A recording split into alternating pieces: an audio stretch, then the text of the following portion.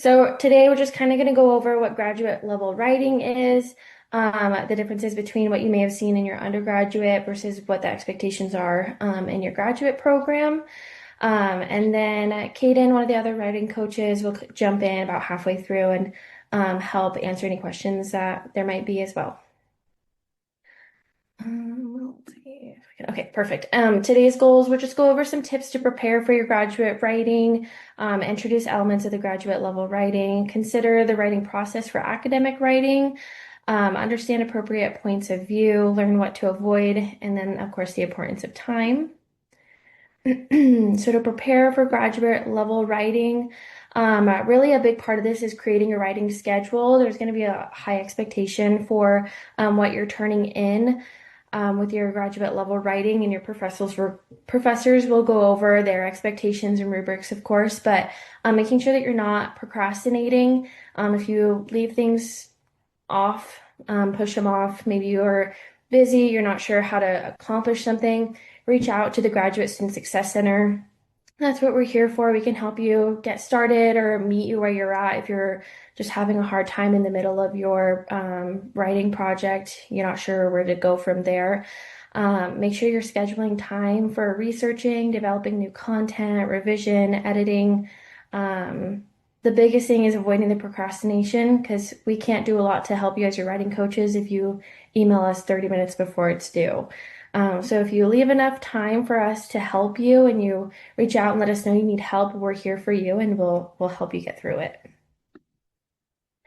Elements of the graduate level writing, undergrad versus graduate level writing. So in your undergrad, a lot of your writing experience may have been just addressing specific prompts, or reflecting on expert insight written for a general audience. So you're not writing just for your field, you're writing for a more general audience. Writing is done to demonstrate the understanding of a topic.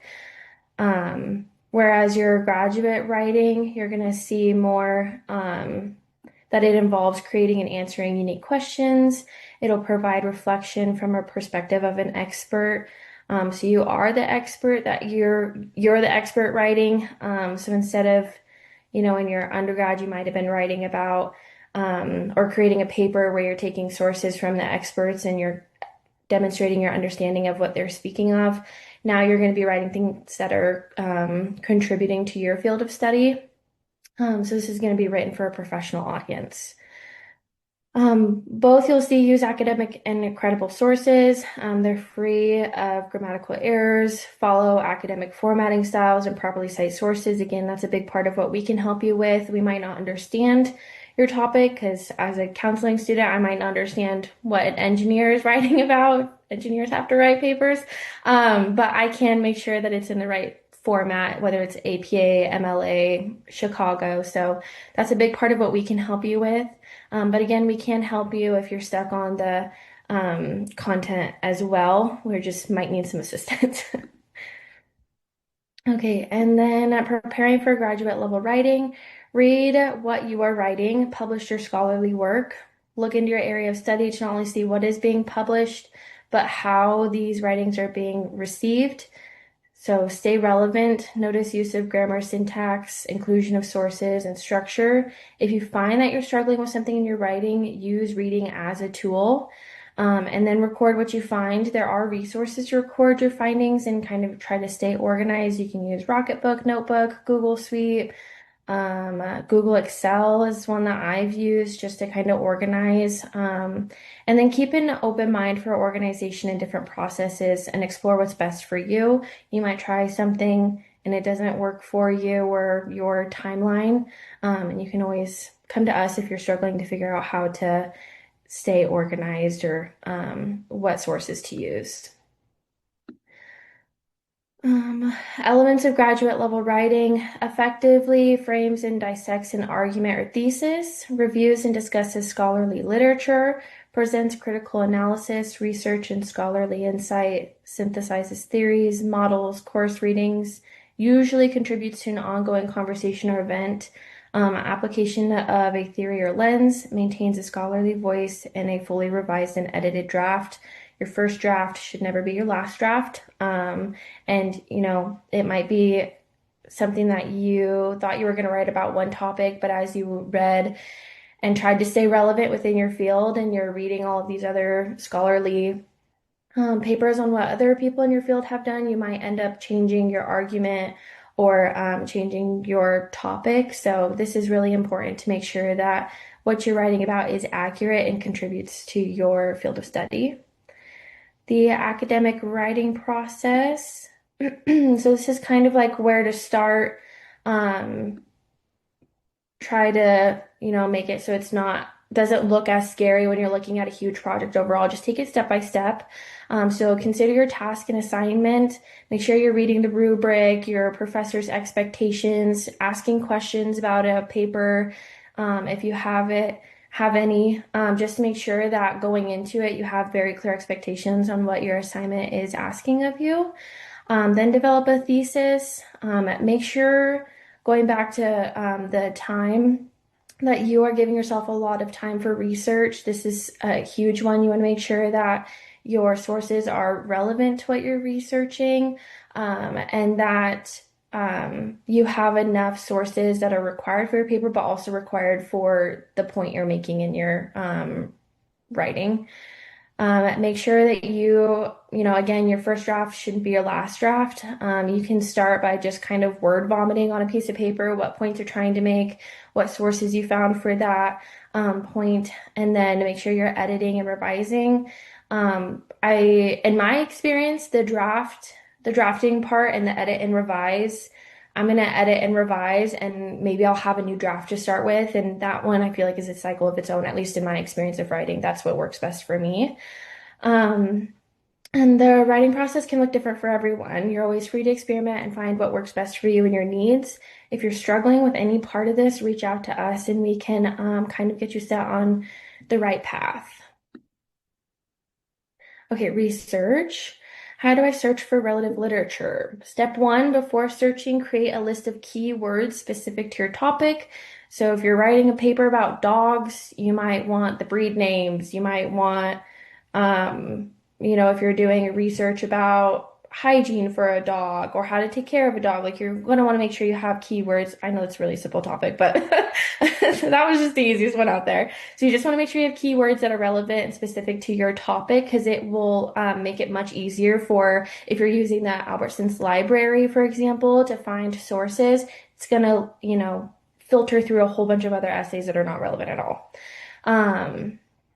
Oh, there's also an example, content literacy instruction, much more, probably more professional than dogs, but you would have keywords like content area literacy, disciplinary literacy, content knowledge. Step two, once you have your list of keywords ready to go, your favorite databases, go to your favorite database. I use Google Scholar a lot. I just like that it's a little bit easier to use. But the Albertsons Library is a great resource from Boise State. There's also Science Direct, PubMed, or there are specific databases for your field of study, and you might be able to talk to your professor about ones that are good to use. How to search for relevant literature. The Boise State Library is a free resource. You have peer-reviewed resources, extra help, interlibrary loans. There's also how-to videos that you can see on the Albertsons Library if you go to their website. There's also a QR code for those how-to videos right here if it's easier to go that way. And so going from broad interdisciplinary search engines like Google, it'll show you how to get answers from Google Scholar, Discovery, or specialized databases, which are where you're going to want to pull most of your information from, is the specialized databases. Step three, think of synonyms or similar concepts as keywords to search further. For example, pre-service teachers, some keywords you might want to search are teacher, candidates, teachers in training. Literacy lab might give you more search, what are they called? Might give you more answers or examples using literacy clinic, learning lab, tutoring clinics. So if the first keyword doesn't work, don't quit there. Just keep trying things that might be similar to find what you're looking for. Use Boolean operators to refine your search. You can use these in all different databases. Use the following in your search. And Albertson's Library has a really great video on how this works. But using the word and they do need to be all capitalized, all the letters in and. So all the keywords have to be included in your results, not just part of the search. So when you're looking at dogs and leashes, that will make it so that both dogs and leashes are found in your search instead of it being one or the other. And then using or, search for either of the synonyms. So dogs or leashes, you're just trying to find something relevant to either one. The minus sign, terms you don't want included in your results. So if you're searching for something and it keeps giving you the same result, you can use a minus sign to kind of filter it out so you stop getting those results that are not needed by you. And then double quotation marks would be searching for exact matches. So if you're looking for a specific quote, a specific person that's talked about, use quotations, and the word or phrase will be searched exactly as you wrote it. Organizing and synthesizing your research. You've found sources, you've read abstracts, you know the sources support your argument or have novel insight you want to include in your writing. So what's next? While you're reading these sources in more detail, organizing and synthesizing the information as you go is the best thing you can do for your future self in writing. So staying organized while you're going through your drafts is going to help you. It's kind of like putting a puzzle piece together. You have all these sources and how you want to connect them to your idea, but now you need to put them in the correct order that kind of puts your puzzle together. So organizing, keeping track of relevant resources can sort multiple ways and include summaries. Synthesizing, combining sources or information rather than listing or summarizing. So how does the data fit together to form or support your research questions? Synthesizing combines ideas to make an overall point, and it shows similarities and differences between sources. Organize your resources. A big one that works for me, and I kind of do this in an Excel, a Google Excel sheet or a Excel sheet, is a summary matrix. You can create the matrix to summarize what you've learned. This allows you to group sources by relevant similarities as well as noticing important differences or contradictions in findings. I find this is easy because a lot of papers may require you to acknowledge the argument from the other side in your paper that or to also shine light on where more research needs to be done in the future.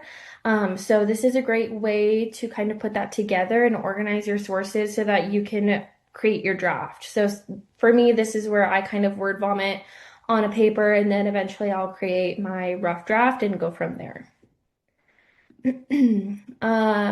This is useful when your sources are varying in purpose and structure.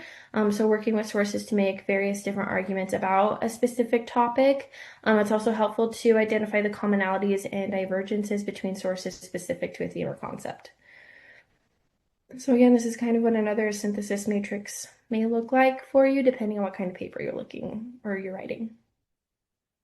Citations and research. Format citations and sources according to your requirements. So if you're writing an APA paper, your sources need to be in APA form. The citation generators on many literary platforms are not correctly formatted. This is true. I think there's a ton that you can just type in a link to your source that you're trying to cite and they're not accurate. Also, when you go on Albertson's library, you can click cite source and copy and paste. Like they'll have APA 7, or you can do MLA. I would always verify that those are correct. You can do that even if you want to copy and paste that one and make sure that you go on Purdue OWL, which is a great resource and it's free, and just make sure that they are properly formatted in the correct way for whichever format you're required to write in. And then keep track of your sources. So Zotero and Mendeley are both really good ways to keep track of your sources and keep them organized. Those are reference manager systems. I believe both are free. I've only used Zotero in the past. But keep a record of your sources as you go and double check your citations because that is something that you can get a grade dropped. If you're not sure, or you feel stuck on your citations, again, come to us at the GSSC, or you can send us an email or make an appointment like we talked about yesterday, and we can look over them and make sure that, they're in the correct format for you. Drafting. So moving from initial to detailed outlines. An initial outline could be a mind map. It could be one of the matrices that we just talked about. List your key points, make bullet points. It may help to ask yourself questions about your topic in writing, and try your best to answer them. Detailed outlines will look more like creating topic sentences, list the theme statements or arguments you want to make in each paragraph, include paraphrase research that connects with the topic sentence in each argument, and then fill in your insights and transitions between pieces of research or arguments. So this is more getting full sentences and you're kind of figuring out where you want your sources to be and where it makes sense in your argument or research paper. Point of view, check formatting requirements and instructor's preference. So first person is best to be used. First person would be like I, myself, statements, qualifying a personal opinion or belief in a statement, discussing role and research procedures, incorporating life experience. First person is not usually going to be used unless your professor specifically requests that you're writing a paper in first person. A lot of research papers we're not going to be writing in first person. And then you will rarely use second person constructions, but it depends on, again, your field of study. Those look like you, your, yours, yourself, yourselves. Create an informal feeling to your paper and it lacks clarity. So it's easy for readers to get lost when you're using you, your, yours in a research paper, any kind of paper you may be writing. Drafting tips. If you feel stuck, refer back to your outline. Remember, it isn't final. You're probably going to have multiple drafts that you may choose not to use things in your outline that you originally thought you were going to use, but maybe as you did more research, you found you didn't really want to use that argument or that source. Write fast, but edit slow. Take your time on the editing because that final draft is what you're going to be graded on. You're not going to be graded on the rest of your writing process. So you want the last draft to really show how much work and effort you've put into your paper. At any stage of drafting, feedback is always a good idea, even at the brainstorming stage. So whether that means you're coming to us, one of the writing coaches, and it might also mean that you're talking to other peers, seeing what suggestions they have, because they're writing the same paper. It's always good to go to your peers and ask what they think. Those are your colleagues in your field. Or it might be you're reading it out loud to your partner or have your friends read it out loud back to you so you can make sure that you're understanding what your research was. It's really easy to get like grammar errors and spelling errors to kind of come out that way because when you are the one who's sitting there reading this for hours and you've been working on it for hours, your brain gets tired and you're going to start skipping things and not seeing things. So it's good to have somebody else read it out loud to you. I've felt that that's worked good for me to kind of, oh, that sounded really weird when you read it out loud. I don't think the grammar is correct in that. So then you can kind of flag it and go back later. And drafting is where collaboration should happen in the early stages, so you don't have to rewrite at the end. Revise and edit. Revision could be major changes to content or structure. Synthesizing and condensing for conciseness. It's easier to remove content later. Don't worry about the word vomiting on the initial drafts. Editing happens at the later stage of drafting, usually small things like sentence level changes. Again, that's where you might have someone read it out loud to you so you can see where you need to make edits to your grammar or maybe to spelling. Tips to help with this incredibly important part of the process. A second set of eyes, again, to reiterate for the millionth time. Read it out loud, have someone read your draft to you.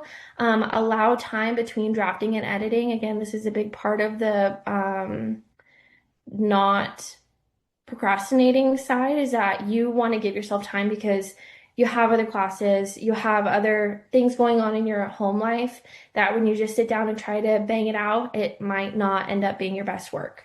And then allow time between drafting and editing, and then come see us at the GSSC. If you procrastinate, there's not a lot we can do to help you. Of course, we'll try our best, but 30 minutes before your assignment is due might not be the best idea. Things to avoid. Figurative language like metaphors, similes, rhymes, puns, and heavy alliteration. You want this to be a professional paper. This is your graduate program, and these are papers that you can use if you're going into your PhD after this, or just in general, like these are going to be going into your field of study, especially dissertations. So you want to make sure that they're professional. Keep out cliches and idioms, out of the blue, or fight fire with fire. Rhetorical questions instead try to frame the information in a statement.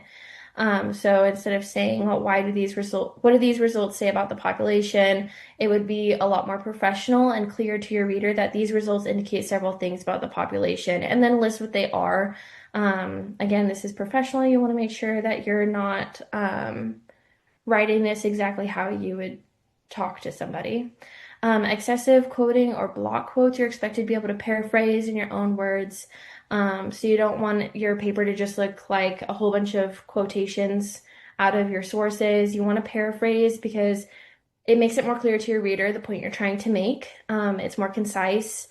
And trying to go in and out of quotations gracefully is not very easy. And you want to make sure that you're showing to your readers that you understand the sources that you're using. Also, using big words you wouldn't normally use. Avoid using a thesaurus unless you're trying to remember a word, and your idea should be the impressive part, not your vocabulary. The writing process takes time. This is why it's important not to procrastinate again. Drafting and restructuring they take a lot of time, and you want to make sure you're putting your best foot forward. You don't want to be tired. You don't want to submit something that you started at 11 o'clock p.m. on the whim. Adding research and confirming facts. You want to make sure that, again, you're taking the time to research because you might find a source that you think is great, and then the more you look into your field of study, that source isn't relevant anymore. It was good during its time, but it's been, you know, it's been seen as maybe not a helpful topic or source to use anymore. It might be outdated. That's what I was trying to say.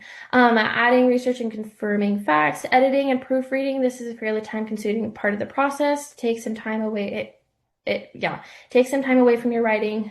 Take a break, go outside, take a walk, and then come back to it when you feel like you can take it on again. It's really easy to get stuck in your writing and feel a little bit defeated.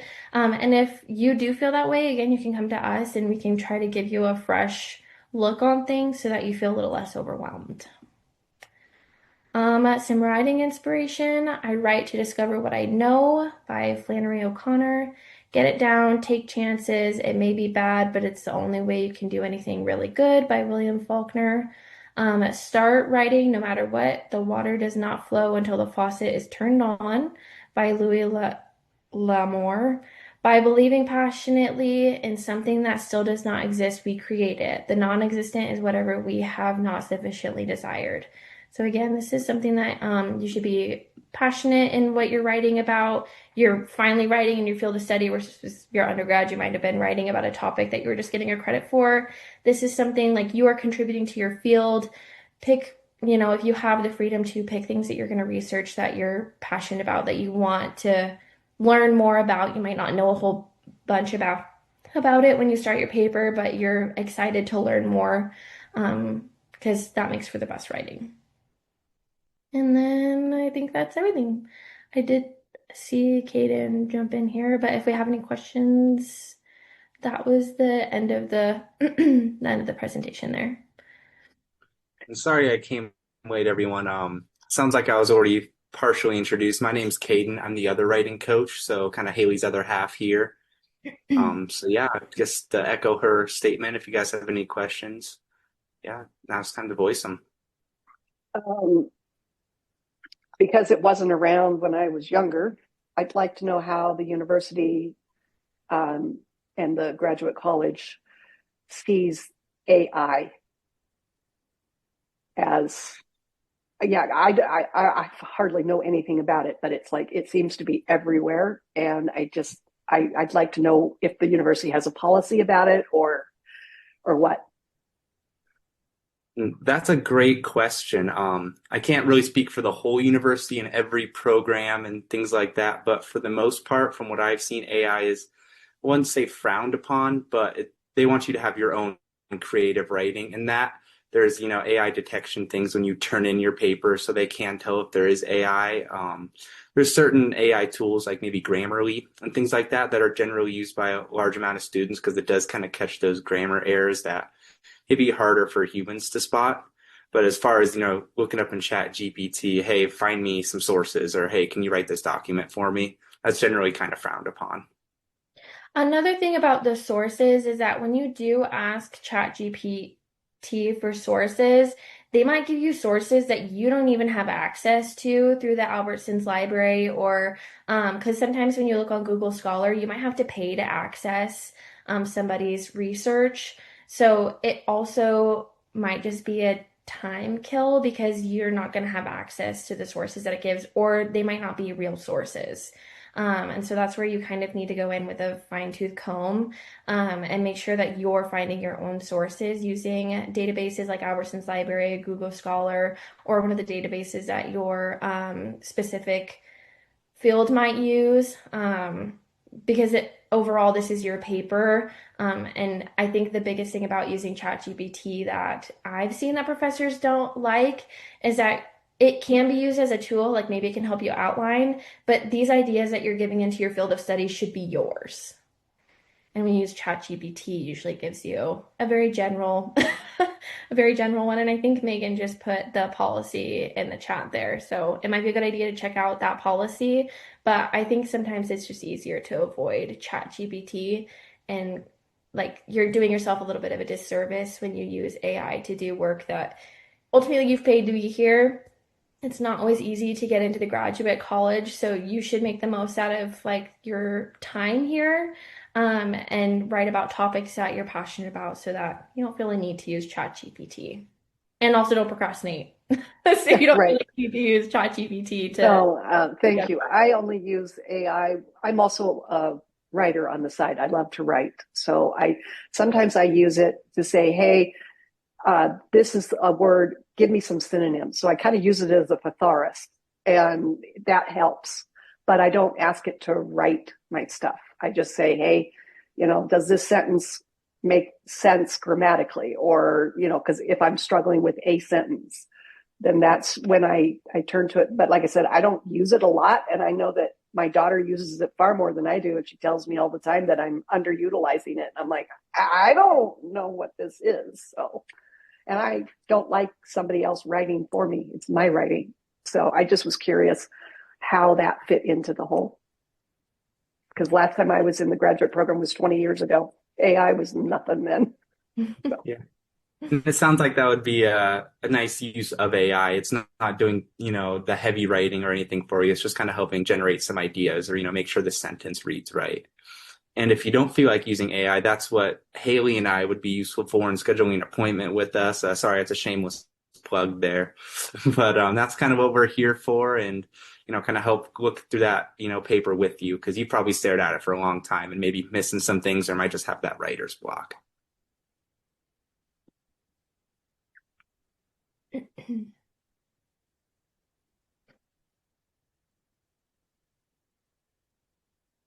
Any other questions from anyone else?